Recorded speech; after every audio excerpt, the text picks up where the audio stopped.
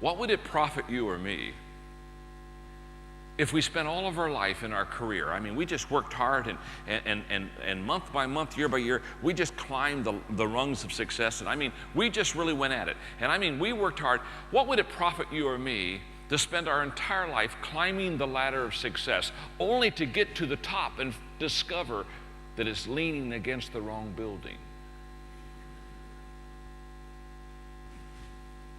And yet I see it all the time. I see people who literally spend their entire life and career doing something that they weren't born to do. What's your passion? What's your strength? You see, once you discover your passion, you'll never work another day of your life. Because the moment you discover your passion and you love what you're doing, it's just something that you love to do, and it doesn't seem like work to you.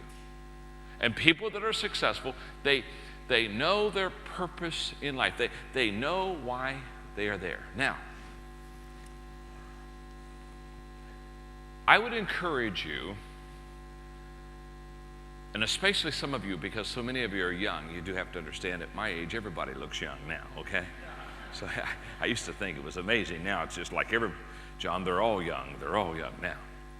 But I would encourage you at your age to really help for you to pursue this area of what is my passion, what was I born for, what is my calling, what is my strength zone, and whatever it is, I would encourage you to get right there and stay right in your strength zone. Now, I'm going to make a statement. Again, I'm not in your notes yet, but just kind of keep taking notes and relax, okay? I'll go fill in the blanks a little bit later, okay? But I want to stay on this for a few moments this morning. What I have discovered is, and I'm going to say something that's going to perhaps seem a little bit odd to you, but just stay with me and let me talk you through this process for a while. You see, I encourage people to discover their strengths and then stay with their strengths. And I'm going to say something to you that is kind of culturally opposite of what you're used to hearing. I'm going to say to you this morning, in the area of your skills, don't work on your weaknesses. You say, oh my goodness, what do you mean? Don't work on my weaknesses. The reason I'm telling you not to work on your weaknesses is because you're weak in your weaknesses. Okay? Now, that's in the States, that's totally opposite of everything we've been trained. Because in our education system in the States, if you get an A in math and you get a C in language, then they tell you to work on your language. Is that the way they do it here in Singapore? Huh? They say, well, work on your language. And I'm saying if you got an A in math and a C in language, don't work on your language. Just get on your knees and thank God you got a C. You probably deserved a D or an F.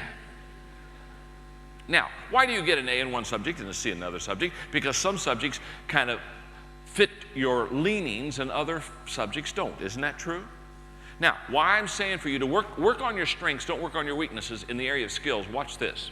From a 1 to a 10, if I'm a 2, which is not very good.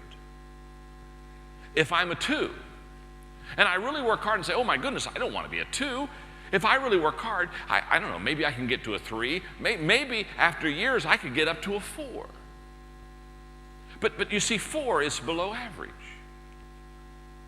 And people don't pay for average. In other words, if I work on my weaknesses, I'll never excel, I'll never distinguish myself, and nobody will ever want what I have. Let me turn that around. Let's say I'm above average, I'm a 7 in an area, and I say, oh, good night, I'd like to work on my strength here, and I go from a 7 to an 8 to a 9. Now I get up there in that 9 category, people stand in line for 9s. You see, you got to work on your strength. If I work, for example, I love to sing. I just love to sing. That's the good news.